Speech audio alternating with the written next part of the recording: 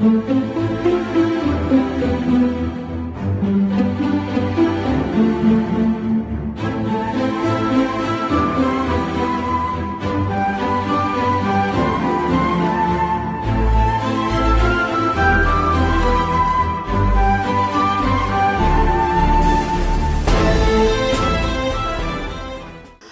chers fidèles téléspectateurs et abonnés de la Résolution Télévision, merci de partout où vous êtes en train de nous suivre. Bienvenue à ce nouveau numéro des Clins d'œil sur les Écritures. Aujourd'hui, nous parlerons d'un sujet beaucoup enseigné dans l'Église, c'est la foi. Est-ce que la foi, c'est la crainte des dieux ou c'est la marche avec les seigneurs? Pour en parler, je reçois le pasteur Alain Goy de l'Église Arche Source de Vie. Bienvenue, homme des dieux. Merci. Vous allez bien?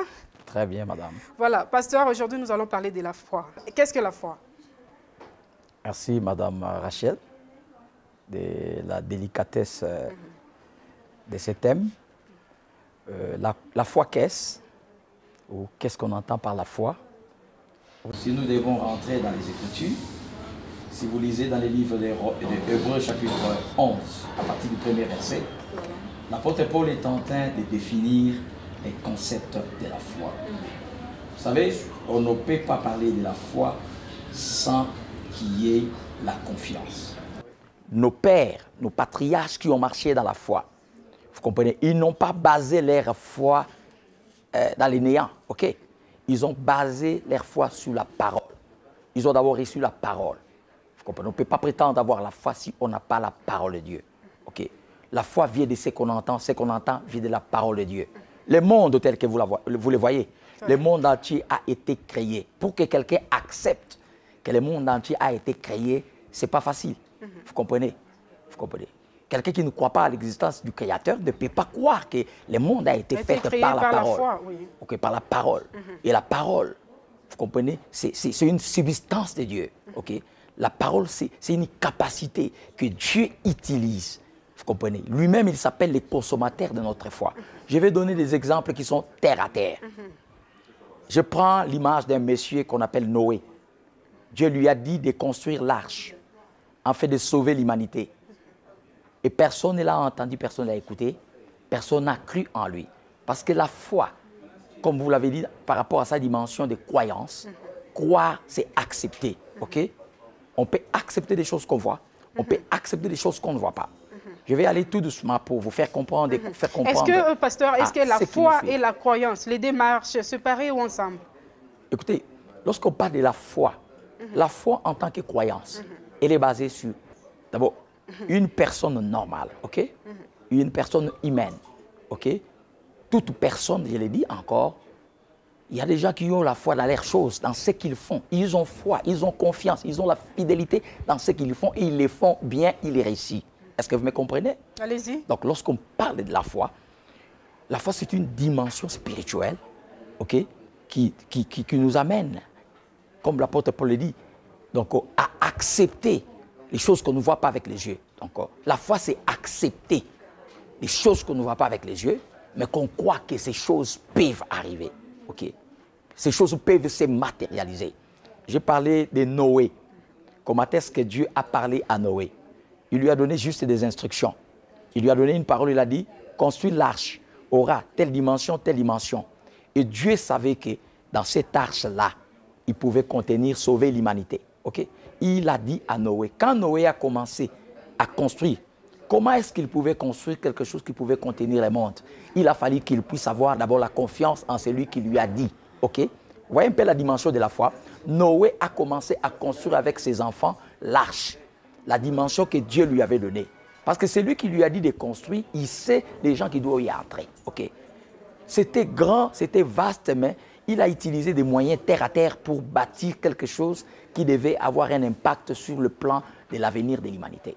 Donc la foi, c'est une acceptation, c'est comme un contrat, okay? C'est un engagement que l'on a envers les chrétiens. Là, vous êtes en train de définir la foi. Allez-y, avancez. Donc, les mots foi, comme je l'ai dit, c'est la conviction de la vérité qu'on a. Vous comprenez? On croit à quelque chose qu'on ne voit pas, ok? Mais qu'on croit que cela va exister ou va se manifester. Vous comprenez? La foi a une dimension qui touche d'abord Vous comprenez? Ça a deux dimensions. D'abord, on ne peut pas croire à ce qu'on n'a pas entendu. Okay? On croit d'abord à ce qu'on a reçu comme soubassement. Donc la parole, la Bible dit la foi vient de ce qu'on entend. Ce qu'on entend vient de la parole de Dieu. On ne peut pas dire qu'on a la foi si on n'a pas la parole de Dieu. Vous comprenez? Donc quand est-ce qu'on parle de la croyance? C'est comme une valise à deux facettes. La foi, pour qu'on puisse parler de la croyance en tant que foi, il faut d'abord qu'il y ait deux choses. Il faut confesser de la bouche, comme Romain l'a dit, et croire dans son cœur. Vous comprenez? Il y a la dimension du cœur, il y a la dimension de la proclamation. Vous devez confesser. Donc, il faut que ça soit confessé. Vous comprenez? Donc, la foi doit être démontrée. Vous comprenez? C'est pourquoi la foi, c'est là qu'on parle de la foi qui est en action. Vous comprenez? Donc, la foi. En fait, justement, pasteur, vous n'avez pas encore répondu à notre question. Oui, oui. Comment avoir la foi? Pour avoir la foi, il faut d'abord accepter. Il faut d'abord recevoir la parole. Vous comprenez? Vous comprenez? Accepter on reçoit la parole. Et recevoir la parole. La parole. C'est quelle parole? Nous parlons de la parole de Dieu. Vous comprenez? Dieu, pour créer le monde, qu'est-ce qu'il a fait? Il a libéré sa parole. La Bible dit que, la Bible déclare qu'au commencement était la parole. Ok? La parole était avec Dieu. La parole était Dieu lui-même. Ok? Et cette parole s'est fait chair. Ok? Donc, quand on parle de la chair, c'est la dimension physique. Ok? Mais la parole elle-même est la dimension spirituelle. La foi vient d'une sémence. Et cette sémence, c'est ça la parole de Dieu. Vous comprenez? Lorsque Dieu a parlé, je donne un exemple terre à terre.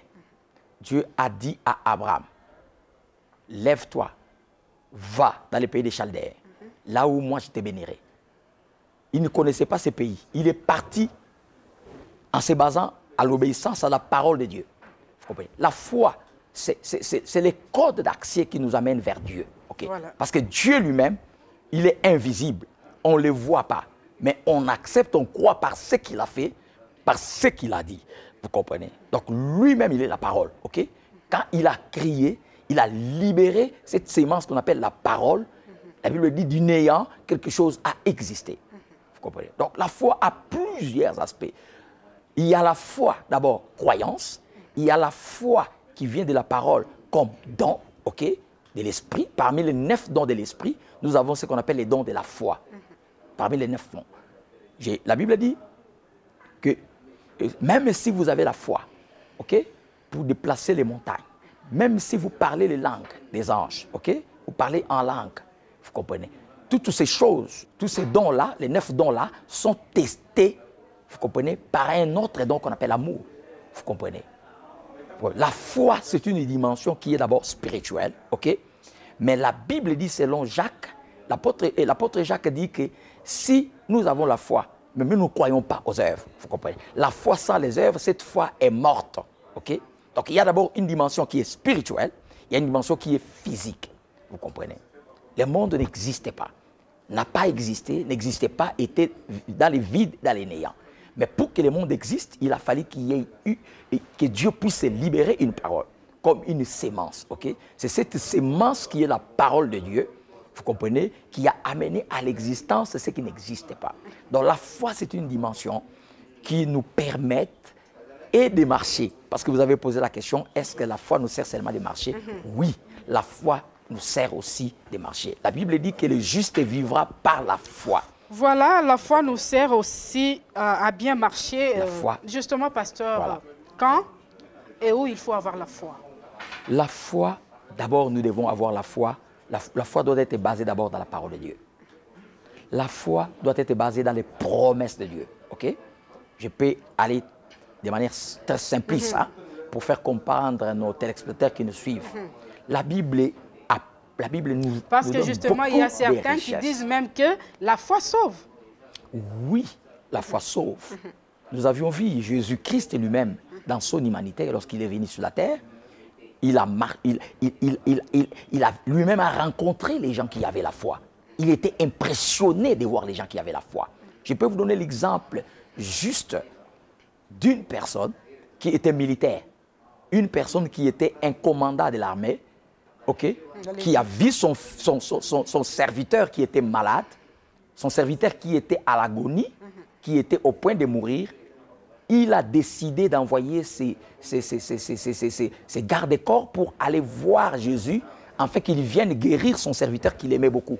La Bible nous démontre qu'il voulait aller voir Jésus, mais il s'est senti, il s'est vu qu'il était un pécheur et qu'il ne méritait pas de faire venir Jésus chez lui. Et il a dit à ces gens, allez dire à Jésus... S'il a fait ça, pasteur, c'est par manque de foi? Je vais y en arriver. Allez-y. Cet homme était militaire, ok? Il était pécheur, vous comprenez? Il était militaire, il était pécheur, il ne connaissait pas le Seigneur. Mais son serviteur qu'il aimait beaucoup était tombé malade. Et cet homme, vous comprenez? Il a demandé à ces gens d'aller appeler Jésus pour guérir son serviteur. Vous savez ce qu'il a fait? Là où Jésus a découvert que la foi c'est un engagement, la foi c'est une acceptation absolue. Vous comprenez? Jésus n'est pas encore arrivé chez lui. Ce monsieur a dit à ces gens, moi je ne mérite pas que Jésus puisse venir chez moi. Dites seulement à Jésus qu'il lui dise seulement un mot. Vous voyez comment la foi de cet homme était basée sur la parole de Jésus. Okay? Dites seulement un mot, mon serviteur sera guéri. Je ne mérite pas que tu viennes chez moi. Vous comprenez la dimension de cette foi? Il était pécheur, ok? Mais en lui, il avait ce que nous appelons la conviction, ok? Une acceptation, une ferme assurance. La confiance que cet homme avait, c'est ça la foi. Donné à Jésus. Il a cru que Jésus, s'il dit quelque chose, son serviteur sera guéri. Cet homme a utilisé les domaines de la foi. Les domaines de la foi dépassent les domaines de l'intellectuel. Les domaines de la foi dépassent la sagesse humaine. Cet homme, il a vu le médecin pour soigner son serviteur parce que ce n'est pas les moyens qui lui manquaient. Il avait l'argent, il avait les moyens pour soigner son serviteur. Mais il n'avait pas de guérison. Il a dit qu'il a mis sa foi dans la personne de Jésus. Il a dit à Jésus, dis seulement un mot, mon serviteur sera guéri. Vous comprenez? Lui qui était militaire, lui qui était pécheur. Donc, je l'ai dit que la foi, c'est l'acceptation, ok, absolue des choses qu'on ne voit pas. Il ne voyait pas la guérison, mais il a cru qu'au travers de la parole de cet homme, mon serviteur sera guéri. Vous voyez un peu la dimension de la foi qui est agissante. Cet homme a sauvé son serviteur juste par une parole qu'il a reçue. Il a libéré une parole de foi et cette parole en retour a amené les miracles. Je vais arriver à Madame Rachel. Allez-y. Qu'est-ce qui m'a étonné? Et qu'est-ce qui a étonné Jésus lui-même, qui était le faiseur de miracles? Vous comprenez? Jésus, quand il a vu ces gens venir, ces gens, quand ils sont allés voir Jésus, ils étaient d'abord venus appeler Jésus pour la guérison. Mais Jésus, cet homme, lui a dit que non, que Jésus ne vienne pas, je ne mérite pas. Que moi, Jésus vienne chez moi, parce que je suis un pécheur. Mais je crois que si, à partir de là, sans arriver au lieu où mon serviteur se trouve, s'il libère une parole, mon serviteur sera guéri. Vous voyez un peu comment la puissance de la foi est agissante. Cet homme avait lancé un défi à Jésus. Libère seulement une parole, mon serviteur soit guéri. Voilà. Vous allez comprendre dans cette dimension de la foi, cet homme qui était malade, Dieu n'avait pas besoin de sa foi, ok? Mais Dieu a utilisé la foi de son chef, ok, pour sauver son serviteur. Vous comprenez? Et quand cet homme a dit, il a dit à Jésus, allez dire à Jésus de venir soigner mon serviteur, mais qu'il ne vienne pas, qu'il lui dise seulement un mot. La Bible dit, au même instant, Jésus avait libéré une parole. Cet homme, là où il était à la maison, il avait vu le miracle. C'est produit, il était guéri. La Bible dit, ces gens qui sont allés voir Jésus, ils ont dit à Jésus, il a dit qu'il ne mérite pas que tu viennes chez lui. Dites seulement un mot, son serviteur sera guéri. Vous savez ce que les gens ont ajouté? La dimension de la foi. Ces gens ont dit encore, il mérite que tu lui accordes ça. Parce que cet homme-là qui est malade, il a bâti notre temple. Il aime notre nation. Vous comprenez? La foi qui est basée sur la promesse. La foi qui est basée sur la parole. Le centenier a dit, dis seulement une parole. C'était la première parole qui a attiré la puissance du miracle que Jésus avait libéré pour sauver son type. La deuxième dimension, c'était les promesses. Parce que cet homme avait fait des œuvres de la foi. Okay? Il aimait son pays. Il faisait de bonnes œuvres pour son pays. Il a bâti même les temples. Mais ces gens ont ajouté dans ce que leur chef avait dit, que cet homme, vous comprenez, je l'aime beaucoup, il mérite que tu lui accordes ça. Ces gens ont dit, il mérite que tu lui accordes le miracle par la foi. Parce que cet homme avait la foi, parce qu'il a fait beaucoup d'œuvres pour l'Église. Il a fait beaucoup d'œuvres pour les hommes, ok? Il ne mérite pas mourir, il mérite que tu l'accordes. Donc, c'est là que l'apôtre Jacques dit que la foi sans les œuvres, hein, elle est morte. Vous comprenez? La foi sans les œuvres, elle est morte. Les œuvres aussi sans la foi, elles sont mortes. Voilà, très bien, pasteur. La foi sans les œuvres, elle est morte. Morte. Mais pasteur, comment un chrétien peut arriver à vivre une vie de foi? Un véritable chrétien, il doit appliquer sa foi lorsque c'est difficile. Là où il n'y a rien. Vous comprenez? Là où ça ne va pas.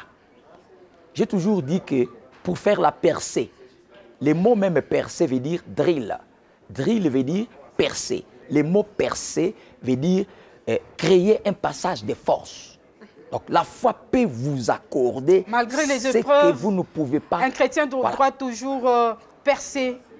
Peu importe les circonstances que vous pouvez traverser dans la vie. Peu importe les moments difficiles. Vous devrez garder votre foi. Même les déserts que vous pouvez traverser. Si vous avez la foi. La Bible dit que mon juste vivra par la foi. Vous comprenez? Plusieurs dans la Bible nous montre comment ces gens ont expérimenté la foi. Je peux vous donner l'exemple d'une prostituée dans la Bible. Allez-y. Rahab était prostituée. Vous comprenez? Rahab était prostituée et elle était de la ville de Jéricho. Dieu a donné la ville de Jéricho aux enfants de Jéricho, mais les enfants de Jéricho étaient des militaires. C'était des combattants. Mais ils n'ont pas pu entrer dans Jéricho.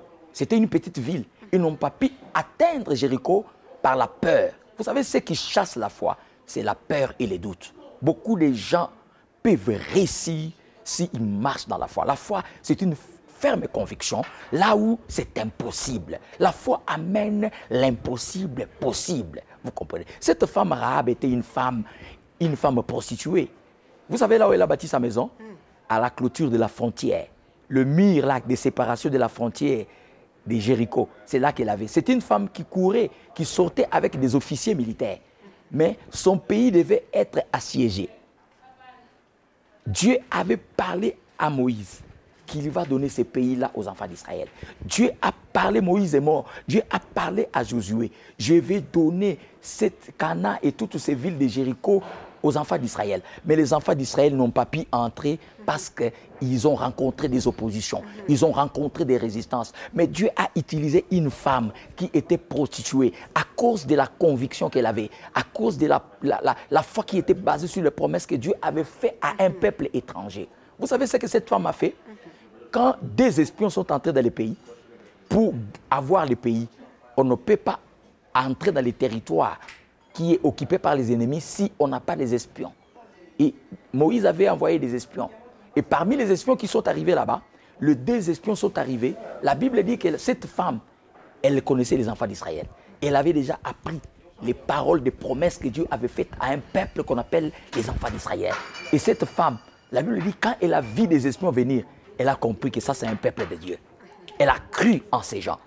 Bien qu'elle était autochtone du pays de Jéricho, cette femme a dit aux officiers qui étaient venus, lorsque je vous ai vu à votre apparence, j'ai tremblé. Mon cœur s'est débattu au-dedans de moi. Mais une seule chose, je me suis rappelé des promesses que Dieu a faites aux enfants d'Israël. Et j'ai eu peur. Vous savez ce que cette femme a fait? Elle a fait ce qu'on appelle les œuvres de la foi. Elle a accueilli ces hommes de Dieu. Elle les a cachés là au plafond. Vous comprenez? Quand le roi a appris que le pays est assiégé, les ennemis sont dans la maison de cette femme Rahab. Cette femme avait la foi. Vous savez ce qu'elle a fait? Elle a dit à ses hommes, je sais que Dieu vous a donné ce pays. Il a promis à vous et à votre descendance. J'aimerais faire un engagement. Je vous ai dit que la foi, c'est aussi un engagement. Voilà. J'aimerais faire un engagement avec vous. Promettez-moi, pour que je vous croie, promettez-moi que lorsque vous reviendrez, vous comprenez, pour assiéger ce pays, pour prendre en héritage ce pays, j'aimerais prendre un engagement avec vous parce que moi, j'ai fait une œuvre de la foi. Je vous ai sauvé. Je vous ai gardé chez moi. J'ai pris tous les risques. La foi nous pousse à prendre des risques. Là où les autres ont échoué dans les affaires, dans les business, si tu as la foi, toi, tu peux réussir. La foi qui est basée sur la parole de Dieu. Vous comprenez? Cette femme a cru aux promesses de Dieu. Elle a dit que je sais que Dieu vous a donné ce pays. Mais les personnes qui sont venues, ils se sont cachés dans la maison. Dieu vous a donné ce pays. Et je sais que Dieu vous a donné ce pays. Vous êtes un peuple béni. Je vous donne, Dieu vous a donné ces pays à vous et à vos descendants. Qu'est-ce qu'elle a fait? Promettez-moi. Elle a saisi la foi. Promettez-moi de ne pas tuer ma famille. Elle avait la foi. Cette femme a sauvé sa famille à cause juste de la parole de foi. Elle a posé un geste. Ce geste-là lui a coûté le salut de sa famille. Elle a dit, promettez-moi les jours que vous reviendrez prendre ces pays et que vous allez épargner ma famille. J'ai fait un engagement avec vous. J'ai fait un serment avec vous. Promettez-moi que vous ne tuerez pas ma famille. Très bien, pasteur. Ça, Voilà. c'est une parole de foi. En tout cas, le temps nous fait défaut. Nous sommes déjà en train de chuter. Voilà. Pasteur, est-ce que faire face à une épreuve, c'est manquer la foi? Non. Détrompez-vous. Et si quelqu'un vous dit ça, c'est faux. La foi doit être éprouvée. Je dois vous dire la vérité.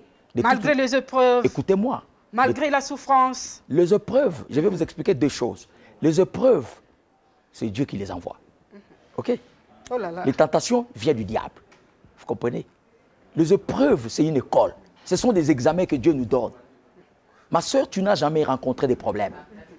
Vous comprenez? Moi, je vis un homme de Dieu au Nigeria, libérer une parole, parce qu'on voulait se moquer de Dieu. Ma soeur, cet homme-là a dit une parole de foi à une autorité du pays pour lui dire, vous avez assez fait du mal aux gens. Si vous continuez, Dieu va faire quelque chose dans votre maison. Vous savez, cette autorité avait pris une décision qui était à l'encontre de la foi. Cette autorité s'est retrouvée, son enfant était mourant. Vous comprenez? Dieu l'a mis en épreuve. Vous comprenez? Dieu l'a mis en épreuve. Il a fallu que cet homme puisse rentrer encore vers les hommes de Dieu pour qu'on prie, afin que son fils puisse être sauvé. La foi est capable de déplacer une montagne. La Bible dit, si vous avez la foi comme une graine de sénévé, vous direz, les problèmes que nous pouvons rencontrer dans la vie peuvent être des montagnes. Je vis des gens être limités dans la vie, même dans les affaires. Ils se posent la question, pourquoi les autres réussissent? Pourquoi moi j'échoue? Souvent, nous sommes limités de l'intérieur. Vous comprenez? La peur de la vie. Vous comprenez? Les échecs du passé peuvent nous maintenir dans les statu quo, ma soeur. Vous comprenez? Une personne qui a la foi, on peut l'appliquer. La foi, c'est un élément absorbant. OK? La foi, devant un combat, OK? Lorsqu'on utilise la foi, je vous donne un exemple. Entre Israël et les Philistins, il y avait la guerre. Dieu a utilisé un petit garçon qui s'appelait David. Alors que toute l'armée fuyait devant les Goliaths qui étaient devant eux, qui lançaient des défis, qui les insultaient matin et soir, qui insultaient même leur Dieu. Vous savez ce que Dieu a fait? La foi, c'est une dimension, ma soeur, qui peut vous faire sortir du danger, de la mort, de toutes les circonstances de la vie. Vous savez, la foi, c'est une dimension qu'on ne peut pas expliquer humainement. Mais lorsque nous rentrons dans la parole de Dieu, la foi doit être basée sur la parole de Dieu. La foi, c'est une dimension, ma soeur, que beaucoup de gens ont expérimenté. Ils l'ont su après. Vous comprenez? Je peux vous donner un exemple terre à terre. Vous comprenez? Un exemple terre à terre. Rappelez-vous de Jésus. Il était en train d'enseigner dans les temples. Il y a un homme qui était paralytique de naissance. On l'a amené pour le faire entrer là où Jésus était. Ils n'ont pas su. Ses frères, ils étaient à 4. Ils se sont dit non. Ceux qui te côté la porte, Batoubaza est belé. Ceux qui toquent la fenêtre, Batoubaza est belé. Jésus a dit, la Bible dit, les 4 frères ont pris leur frère qui était paralysé. Ils ont pris le risque de monter avec lui sur la toiture, là où il y avait une ouverture. Ils l'ont fait descendre là où Jésus enseignait. Et Jésus a vu leur foi. Vous comprenez? Je vous rappelle la femme qui perdait le sang dans la Bible. Cette femme, la foi parle. Cette femme a vu le médecin, elle a gaspillé son argent. Même toi qui me suis pendant ces moments, tu n'as jamais eu un problème. J'ai vu des gens souffrir de cancer, qui ont perdu l'espoir. Vous comprenez? Je vis des gens souffrir de la diabète, qui ont perdu l'espoir. Je vis les gens aller en Europe pour les soins. Les médecins disent que dans peu de jours, vous n'allez plus vivre. Mais la foi est capable de changer la situation. La foi est capable de changer la situation. Pasteur. Votre message de la fin au sujet de la foi. En fait, nous avons une très mauvaise compréhension de la foi. L'Église d'aujourd'hui, les chrétiens d'aujourd'hui, ils pensent que la foi, c'est seulement une dimension, ok, qui vient nous donner ce que nous mendions, ok, devant Dieu, ok. La foi, je dois vous dire sincèrement, c'est une clé. C'est comme quelqu'un qui a plusieurs, il a un trousseau de clés comme je l'ai ici avec moi. Vous voyez, la foi, c'est comme une clé qui nous permet d'ouvrir les portes, qui nous permet d'entrer là où les autres ne peuvent pas entrer. Je vous donne, par exemple, vous avez mon trousseau de clés ici. Vous pouvez vouloir entrer dans cette maison. Il y a ce qu'on appelle les clés principaux. Ok? Il y a les clés qu'on appelle les clés secondaires. Pour entrer dans votre chambre, vous avez besoin d'une clé qui va vous permettre d'abord d'entrer à la porte d'accès. Vous donnez la clé à quelqu'un, allez ouvrir ma maison, vous entrez dans la chambre, vous prenez quelque chose ailleurs et à tel endroit. Si vous ne lui dites pas la clé que la personne doit utiliser, vous comprenez? Accéder, bien sûr. Pour accéder, la personne peut perdre le temps. Vous comprenez? Il y a des choses que la Bible dit, cherchez, vous trouverez. Priez, il vous sera donné. Frappez, l'on vous ouvrira. Il y a des personnes, il y a des choses qu'on peut avoir qui demandent par la prière, par les gènes. Mais il y a des choses qui demandent seulement que nous libérons une parole. Je peux vous donner un exemple. Vous voulez épouser une femme. OK? Vous prétendez l'aimer parce que vous sentez en vous que vous aimez cette femme. Aussi longtemps que vous-même, vous savez que vous l'aimez, vous croyez qu'elle peut être votre femme, si vous n'arrivez pas à libérer une parole pour lui dire que vous l'aimez, pour lui demander la main, vous pouvez être surpris, une autre personne le trouve. Vous comprenez? Vous comprenez? Donc la foi, c'est une clé qui nous permet d'accéder aux choses spirituelles et les amener à la visibilité. La foi amène les choses invisibles au visible. La foi amène les choses invisibles au visible. L'impossible au possible. L'impossible au possible. Ainsi prend fait cette émission, Pasteur Alain. Voilà. Merci d'avoir répondu à notre invitation. Merci. Restez branchés sur la Résolution Télévision. À très bientôt.